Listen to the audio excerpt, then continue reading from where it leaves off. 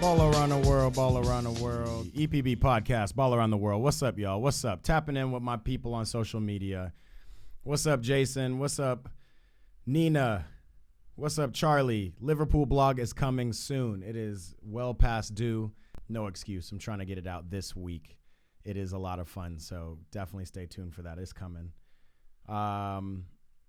Logic Banks on TikTok telling me that Messi is the greatest of all time. That's where we'll start. We had Ballon d'Or yesterday. I put out a video. I didn't really care about it. No, who cares? Who really cares about Ballon d'Or? Like, let's be honest. I don't know. Somebody does. Somebody's out here really interested. It is interesting to see the ballers out on the red carpet, all that stuff. So I don't discount that. But yeah, Messi won his eighth golden ball. Man, racking them up. Did his thing. He's also on the short list for MLS newcomer of the year, which is interesting. He's a finalist. Edouard Lowen is a finalist. Edward Lowen plays for St. Louis City SC. Who randomly, they were number one seed St. Louis. They're top seed in the MLS, and they got smacked up by 8th seed at home, Sporting Kansas City. So that's a big MLS game to watch out for. That's coming soon. Hold on. When is that MLS game? Because that's a heavy one. They play on the 5th, which is, what is that, next Monday? That'll be an interesting one. But yeah, that's the short list. I think it's kind of strange because, I mean, how many MLS games has Messi actually played? I don't, it's like outside of the Open Cup, he played 1, 2, 3, 4, 5. Yeah, I don't know if that really counts. Like maybe next year he can come and qualify for newcomer of the year, but I feel like that's not enough games to play to be on that list. But it might be just a nod for him and an employee for MLS to get people tuning in and everything. My boy Giannini, aren't you on a plane? My boy Giannini joining in from over the air. What's up, my boy? Yeah, this is Ball Around the World. This is me, kind of a weekly segment, tapping in with people on social media and talking about topics all around the world. We got a lot of interesting topics to talk about. Yes, Messi is eighth Ballon d'Or winner. While we're on the Ballon d'Or awards, big shout out to the boy Jude Bellingham for winning his Kopa trophy for Young Player of the Year. Amazing. I think the other ones behind him was like Jamal Musiala. Who else do we have here? Yeah. His boy Jamal Musiala, who appeared in the Ballon d'Or in the video presenting Jude with it, which is really dope. It clearly shows that they're boys, and they've been doing it, as well as Pedri, who I guess is still under 21. It's crazy how young these boys are, and they're balling. But obviously, Jude had a great year in Dortmund last year, but it's almost like the stuff he's doing this year is so nuts. I wonder how much that factored in. That's, again, why I don't really rate Ballon d'Or ceremony at all. It's a bunch of journalists just kind of thinking about things. When we talk about Pedri and Gavi, no disrespect to them, Barca, La Masia products came out. Barca keeps producing new products out of their youth system, at ease. And it's just crazy. Like, you kind of start to think back and you're like, man, what happened to Ricky Puig? Or Ricky Puig, who's now balling in LA for the Galaxy. Ansu Fati is doing all right. He's doing all right for Brighton. We'll see how he progresses. Remember the dude Malcolm? I don't know if he really came out of La Masia, but Malcolm, that he had a couple years at Barca and is now over at, I think he's at Al Hilal with Neymar. Barca just keeps popping dudes out. But back to what I was saying, no disrespect to Pedri, but he won the 2021. Gavi won the 2022. I guess Erling Haaland had aged out by then, and Jude and Musiala. Musiala was up there. I think Musiala has been second in this vote for the last 3 years running. Like, that's how good he has been at Bayern. I think he might age out because he's the same age as Jude. Let's see. Does he have one more chance to win it next year? No, he's 20 years old now, so he'll be 21 next year. I don't think he'll get a chance unless they give it to him this year, or I guess next year for this past year. But the thing I wanted to bring up was Erling Haaland. Erling Haaland is a big kind of miss for that Kopa trophy. I don't know why. I guess they didn't have the Ballon d'Or ceremony in 2020, and that's in 2020, the 2020 and 2021 season. That's when he was 20. The Kopa trophy is awarded to people sub 21 for their seasons. So I guess he just missed out, but it's kind of nuts. He should get some kind of honorary trophy now that I'm thinking about it, because I looked up his stats. He scored that 2020, 2021 season. Let's see. I looked it up. Man scored 28 goals. No, I'm sorry. 27 goals and 8 assists in 28 games, which is nuts. And then the very next year, I guess he had aged out. He was 21, but he scored in the 21-22 season. He scored 22 goals in 24 appearances with 8 assists. It's just nuts, honestly. So, I don't know. By comparison to Pedri, maybe Haaland should have an honorary trophy. But he won the Gerd Müller Striker of the Year trophy this year. I'm sure he's really happy. He did his thing. So he's on that. He's on that. But real interesting. Joe World, appreciate the love, brother. I am definitely going. I appreciate you watching, tuning in, and showing love. I appreciate it. My boy Don Ohanian, Chris Ohanian. If you haven't seen my podcast with him when we're playing FIFA and he's educating us on the world and culture of Armenia, check it out. It's on my YouTube. Again, for my people like Charlie Frost who are looking out for my vlogs, I'm trying to get them going. If anybody knows any editors, I'm trying to. I have a lot of footage, and I'm only one man, and I got my boy Dennis out in Romania working on stuff, but I need more editors. So if anybody wants to edit some really interesting soccer travel footage, holler at me. Send me a DM. Find me on any of the social media platforms at Eat Pray Ball. We there. What else? I wanted to talk about a lot of stuff. Jude won Kopa Trophy. Messi. Let's just get to the skinny of it, because it's crazy and it's just crazy to think about. Luiz Diaz did not play this weekend. His parents were kidnapped. His parents were kidnapped in Colombia. Crazy story. His parents were in a van, were captured by armed robbers on motorcycles in the most Escobar-esque scene I can think of.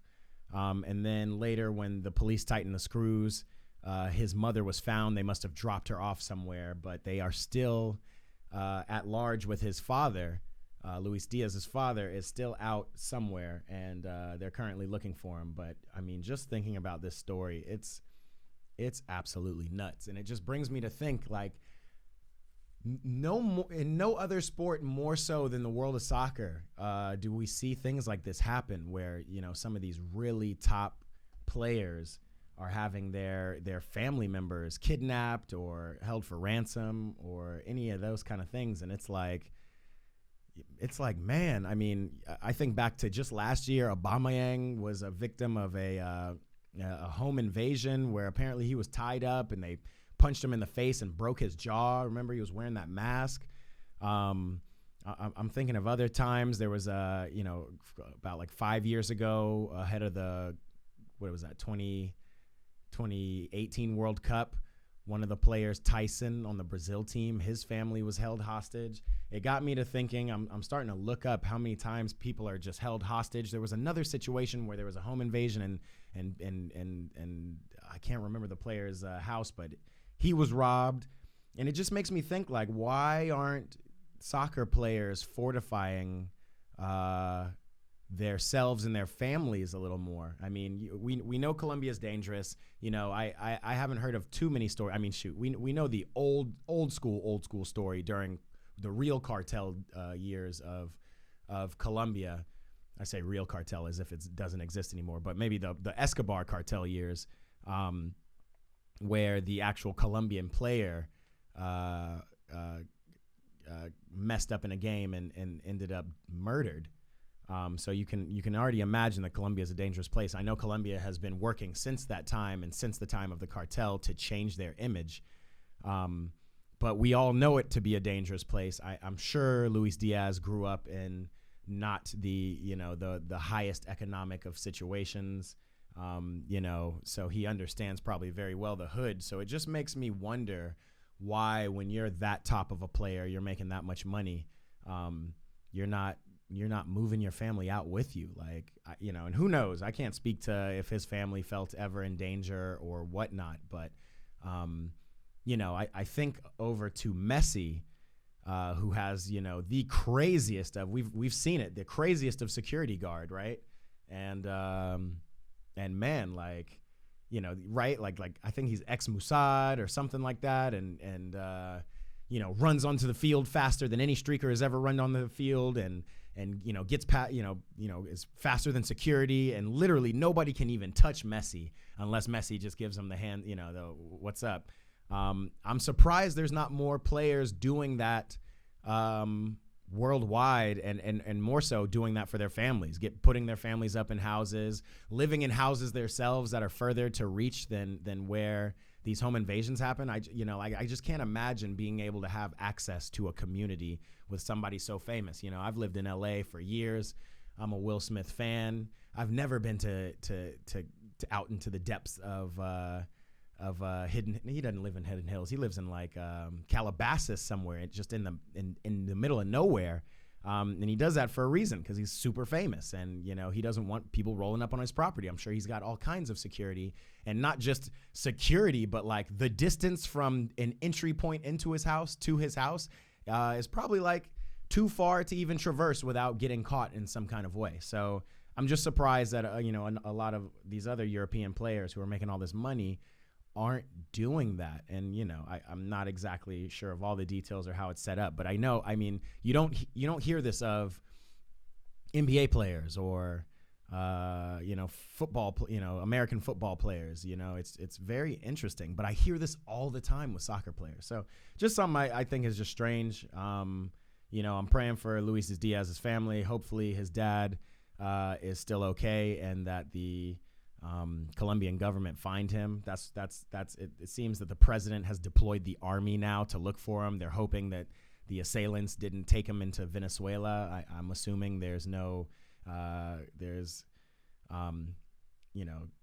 assuming that there's some relationship between Colombia and Venezuela, but maybe there's an embargo on pulling people out of Venezuela once they're in there. So I'm sure that's a problem, but man, it's just such a crazy story to hear. And, I can't imagine, being in Liverpool, being in Europe in general, and preparing for a game just to get, a call saying that, yo, your parents have been kidnapped. There's been no information released on ransom or anything, so I have no idea what the attackers are even doing, but what a crazy story. Speaking of crazy stories, the clash of the Olympics, the Olympic Marseille versus Olympic Lyon game, which is a typically heavily contested game in France, despite how bad Lyon and Marseille have been playing. It was canceled this weekend on account of hooligan fans, or the ultras, I don't know who, but extreme fans in Marseille throwing projectiles at the team bus, and they threw such hard things like beer bottles and rocks that it shattered the windows and subsequently hit the coach in the eye. The coach, Fabio Grosso, former Italian national player, was hit so hard in the head that he was bleeding from his head, had to get 13 stitches. Crazy. You can go online and see all these images. These images are nuts. So the players in Lyon, they canceled the game. Another thing you just don't see often, but you see maybe a lot more in Europe. And it's crazy too, because, when I think of just kind of the culture of United States versus the culture worldwide, and especially Europe, I would say, and this is straight Hollywood now I'm talking, like I would say that I would call United States more violent, right? And then I would call, Europe more sexual, right? At least that's how it kind of is portrayed. I was talking about the Luis Rubiales case, which earlier this I think, Monday he was handed a 3-year ban from all football activities, which is great. But when I think of it, I just think of how normalized that sexual harassment is. So much though, I was watching House of, what is it called? Casa de Papel. Money Heist on Netflix, and half of the storyline was like the subordinate woman cop and her superior, and he actually was interested in her, and he was trying to steal kisses from her and stuff, and I was just like, man, like it makes me think about Spain and Rubiales and how normalized this sexual forceful sexual behavior is. And so when you think about violence in America, right, when you switch it around and say you're from Europe and you think about all these school shootings and police shootings and whatnot, you just go, oh, yeah, well, America's violent. But now I'm taking a step back and I'm looking at it and I'm like, yeah, as violent as America is, I'm not seeing, professional athletes getting kidnapped. Like where is professional athletes' families getting kidnapped and tied up? We have seen, we've definitely seen cases where people are getting their chain snatched, or maybe people are held for ransom sometimes. But the frequency at which it happens in Europe and in other parts of the world, but really Europe specifically, very crazy to me. So yeah, that's just something to think about. So yeah, the Marseille coach got his stitches. I think 9 people were arrested in. I'm not the Marseille coach. The Olympic coach got his stitches. 9 people in Marseille were arrested. And that is what that is. But man, like crazy stories around the world. Another story I wanted to talk about a little bit is the announcement of the 2034 World Cup.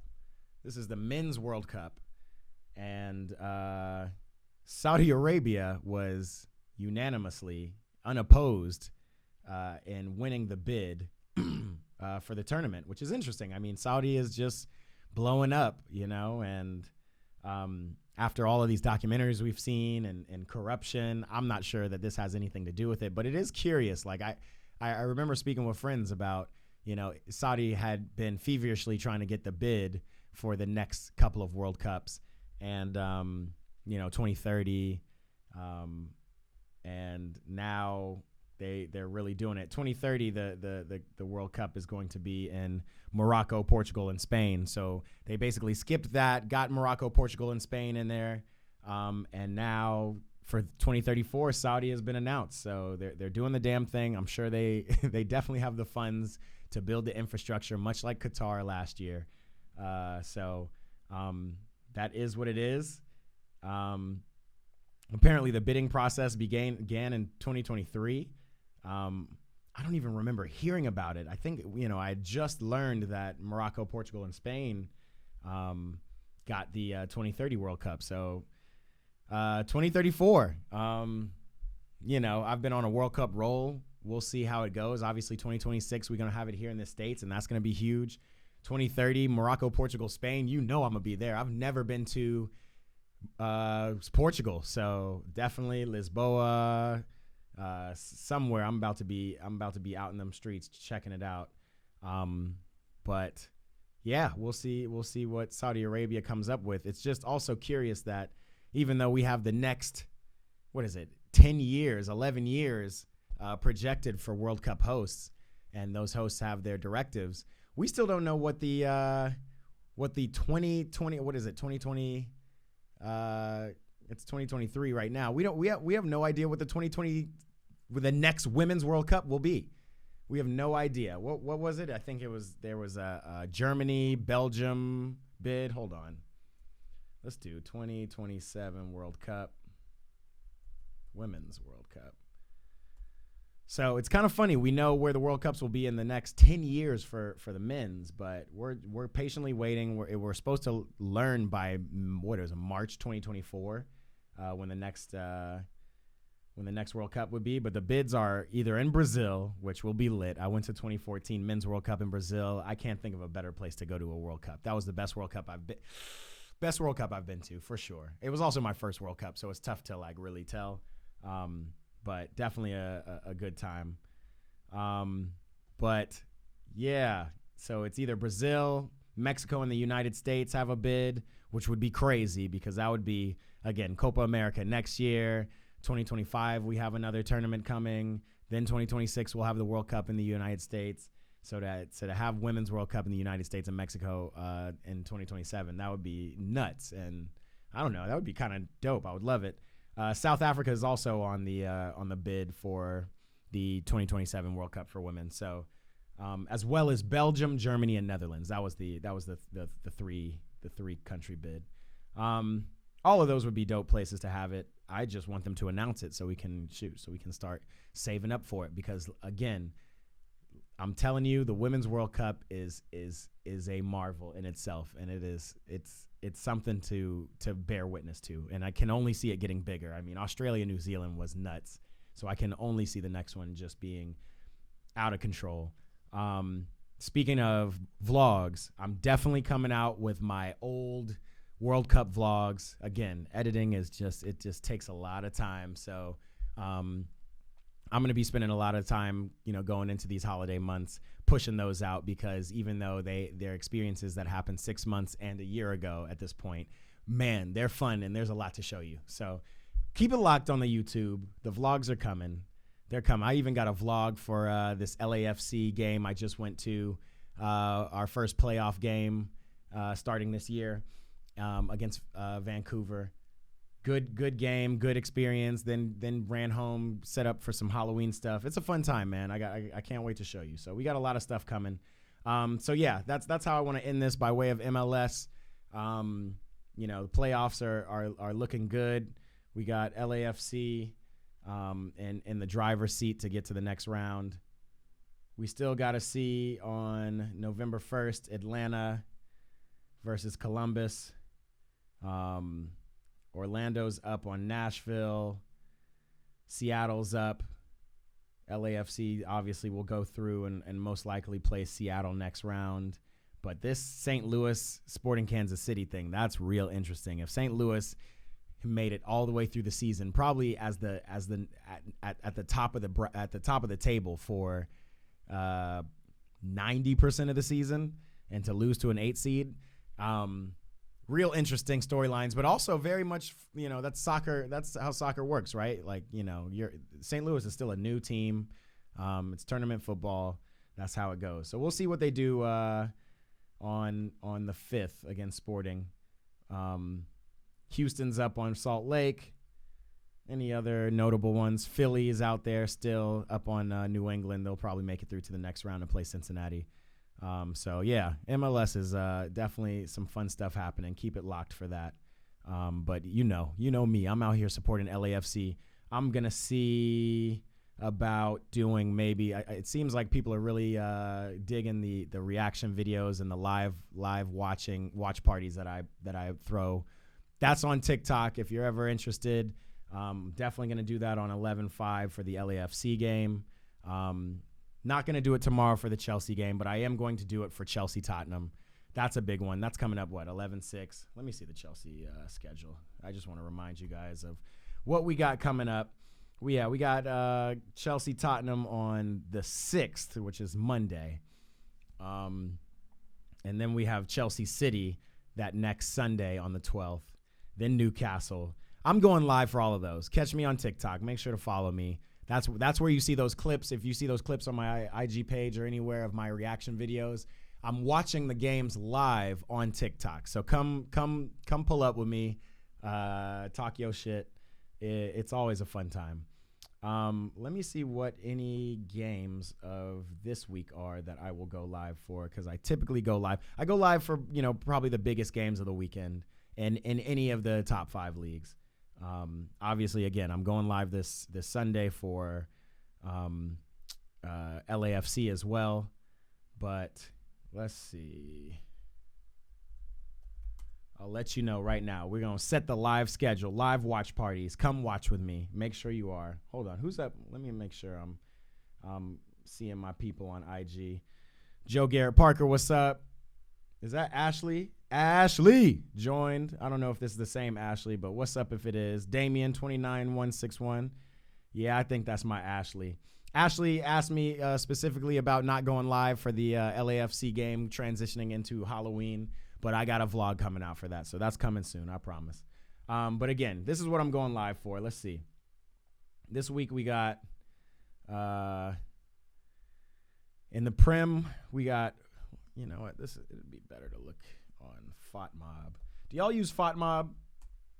FOTMob, FOTMOB. I'm not sponsored. I'm not being paid to say this, but I will say it's like one of my favorite apps for soccer watching. You can follow your teams. You can see what games are coming up. It gives you stats. It actually creates highlight reels after games. It's really fun. It makes a lot of sense. So that's something to keep in mind. Let's see. I'm gonna go Saturday the 4th. We got Fulham United, Brentford, West Ham. So in the EPL, I'll probably go live for Newcastle, Arsenal. Catch up with my boys over at St. James Park. I don't know where it's gonna be. Is it at St. James? Yes, sir. It's at St. James Park for my Geordies. I'm gonna go live for that. So make sure you hop on. I loved y'all's love, showing me love on the YouTube video for the vlog. And educating me on the history of Geordies and all of that. Very good people.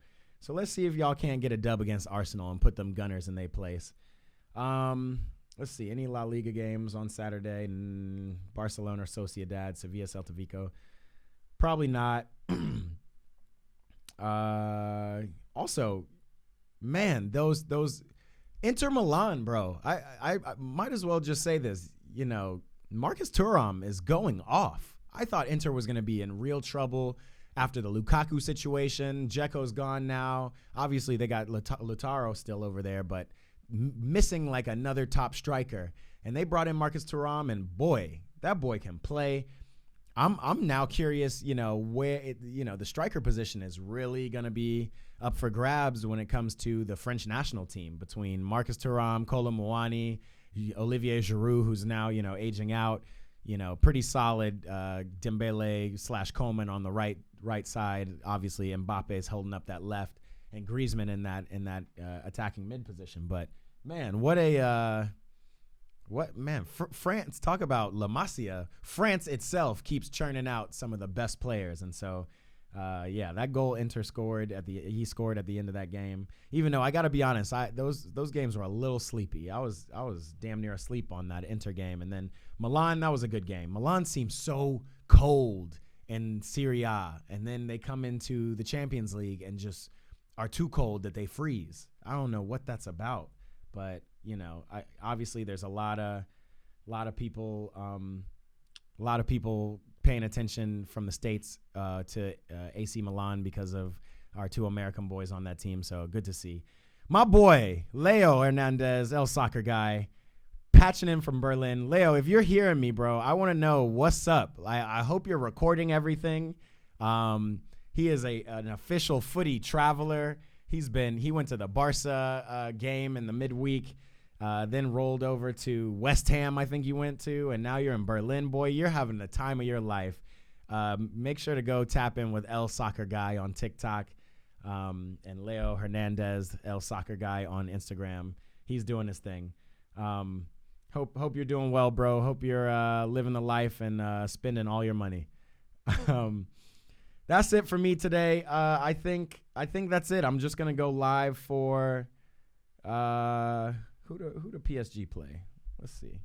Am I missing a game? I might be going live twice on Sunday. That's what it seems like. Sunday I'm going live for sure for the LAFC game. Luton and Liverpool. Yeah, man. I don't even know when PSG play. I guess they play Friday this time around. I do want to go live for a Juve game, man. Seeing again the American boys, Tim Weah and Weston McKennie, and the boy Moise Keane out there. I know I posted that video. Boy, they look like a fun time. I haven't watched any of Juve this year, so interested to see that. So yeah, I'll probably look into that. It looks like after that we got FA Cup coming up. But yeah, I'll be live 12 p.m. Western time, Pacific time, for Chelsea Tottenham. That'll be the next Prim game I'll be live for. But we got Chelsea Blackburn, the lead up game tomorrow, so we'll see how that goes. We also got Newcastle Man United in the Carabao Cup. That's the final replay basically. So we'll see how they do. United look like trash, man. So I might just have to go live for that game just to laugh at United. I might just have to. Anyway, make sure you keep it locked. Follow me on TikTok.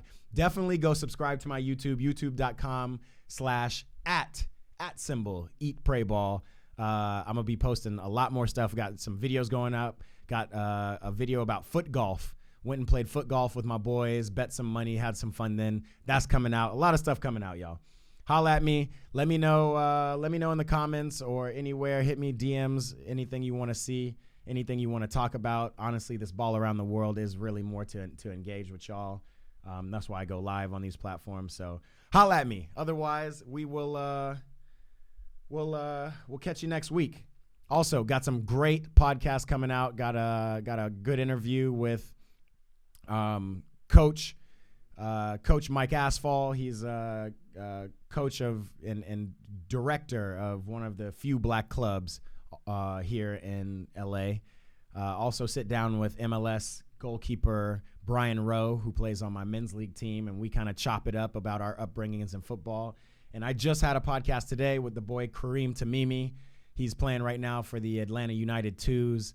Has an interesting story and loves to talk footy. So a lot of fun podcasts coming out, a lot of content I'm pushing out. Definitely keep it locked. And I appreciate y'all for engaging with me and hopping on these lives. So we will catch you next week. Until then, come on, you Blues. We got some games coming up. I'll see y'all then. Holler.